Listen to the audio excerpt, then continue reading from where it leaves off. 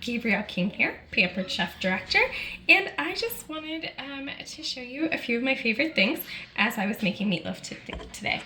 I personally don't really love touching the raw meat, so I do like to use my Deluxe stand mixer. It also just helps get all of those ingredients mixed up really well. So I'm just using my kitchen shears, which if you've never seen these, they're super sharp. They can cut through bone. They come apart for easy cleaning.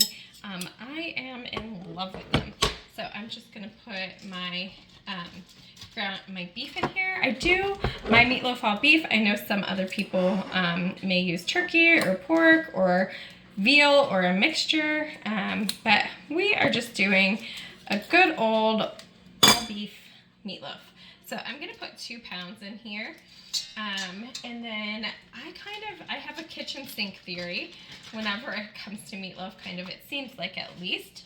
I do like to put some brown sugar in mine, just a little bit.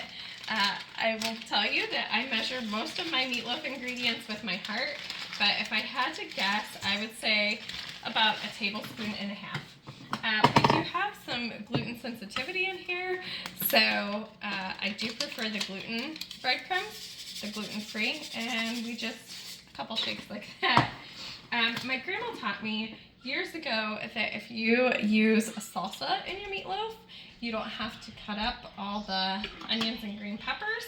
So that has been a total life hack of mine for, I don't know, probably 20 years. A little squeeze of mustard goes in. Definitely an egg. Always need an egg in the meatloaf, right? And then I am using the Smokey BBQ Rub, which I absolutely love. I make homemade barbecue sauce with it. The flavor is so amazing. I would say probably 2 teaspoons. And then I'm also going to use a little bit of the black garlic. Now, I have to open it, silly me. So I'm just gonna do a couple shakes of the black garlic. It's not gonna be nearly as much. Maybe, I don't know, maybe like a half of a teaspoon, because I am gonna actually put some garlic cloves in there too. That smells so good. Okay, so what I love is we have this pouring shield, which I could have put all of my ingredients in through it, but I'm just going to put this down. It's really nice if you're doing something with like flour or milk or something that could splash, because it saves the mess. But it's also nice just to make sure we're not going to have a mess.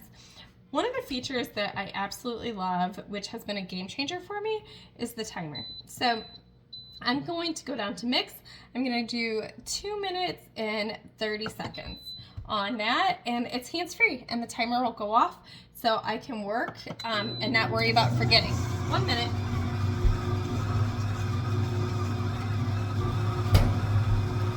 Okay, I'm not the techiest, but I'm getting there. Okay, garlic. I did forget to put the garlic in there, so we're just going to do that really quickly now. And we're going to use the new garlic prep tool. For years, I've used my garlic press. I love the garlic press. If you have the garlic press, I'm certain that you love it too, because it is just an amazing tool. So this slides in here. You can see this is up here.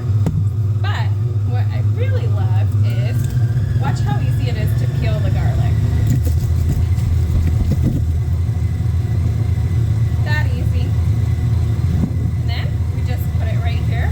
Now this is the mince side. There is also a side where you can slice it.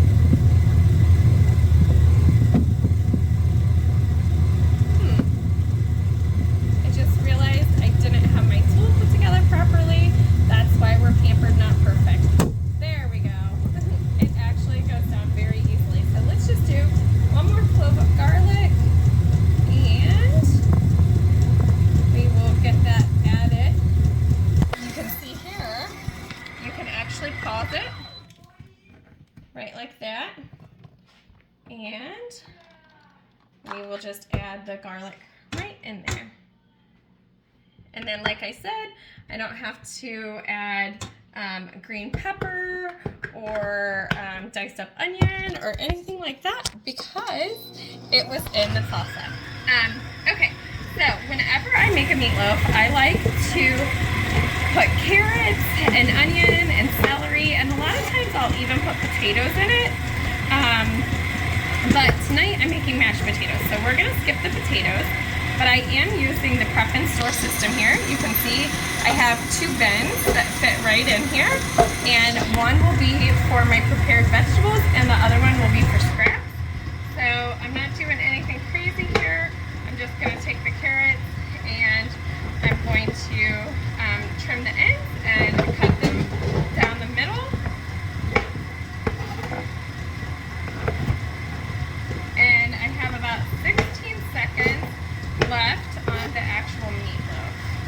So, like I said, I love it because if not, I would probably get distracted. I would start doing something else, and I'd forget all about it. This is my coated chef knife. I love our chef knives, our coated knives. The chef knife is probably the one that I reach for the most out of all of the knives that I have. It's so convenient and it really gets the job done, whatever the job is. For the onion, I'm just gonna slice it this way. You can see I like to slice my onion first because then it's a lot easier to do the outer peel. Here is a fun tip for you. If you are into making your own herbs or seasonings, you can save the onion peels, dehydrate them, grind them into a powder, and voila, you would have onion powder. So never pay for it again. All right, now we have this here and our meatloaf is ready. So let's move on to my next favorite thing. This is the deep covered baker. And if you have our stoneware, then you know nothing bakes like our stone.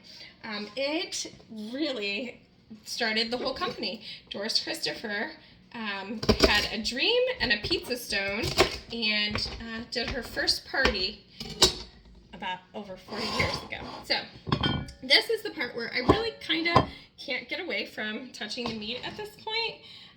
So I am going to shape it, and I had just washed this, so I'm gonna just dry the rest of the water out of there. And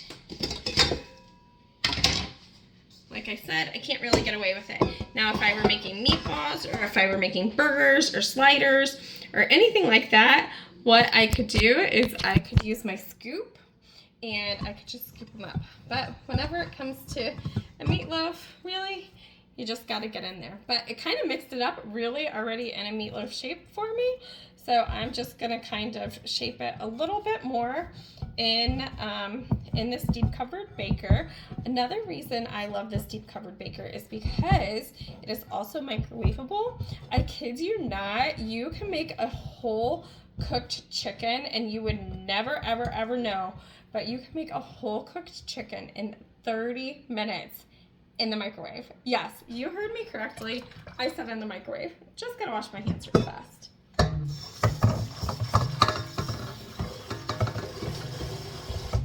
All right. Okay. So all I'm gonna do now is I'm just going to take those veggies that I had, and I did the celery real quickly. I'm just gonna take those veggies that I had and I'm gonna put some on each side. And then what I like to do is I like to put ketchup on the top, and I like to put a little pad of butter on each side of the veggies, along with a little bit of seasoning salt. I do like the Pampered Chef seasoning salt. I was never a fan of seasoning salt at all until I had ours. I make the best prime rib, and all I use is our seasoning salt. So let me just show you. This is a 2-pound meatloaf, and you saw the carrots and everything. Let me just turn you. Okay, see, 2-pound meatloaf, carrots, celery, onion. I am going to mash the potatoes separately. Sorry, thanks for bearing with me with the tech. And then I just like I said, I like to do a coating of ketchup on top. I know other people do different things. And this is our silicone chef basting brush. I love it, love it, love it, love it. I use it all the time. I use it if I were to grease a pan. I use it if I am marinating meat. I use it to brush on veggies. I use it all the time. Honestly, I love it. Love it, love it. It gets lots of love in my house. All right, so all I'm gonna do, like I said, is take the butter. I'm gonna put a little pat on each side, and then I will probably do the seasoning salt whenever I check the meatloaf. I do typically check it and drain a little bit of the oils that come off of it. This is a pretty lean beef, so it doesn't produce too many, but the cover just goes on. And then I have my oven set at 375. Okay, in case you missed it the first time, let's just one more time. This is a rubber sleeve. You just would take your garlic clove, put it in, you apply a little bit of pressure. You can probably hear that, and it just falls right off. We have a mince, or there is also a side that does slicing. And actually, the third thing you can do with this is you can make paste. So let me show you.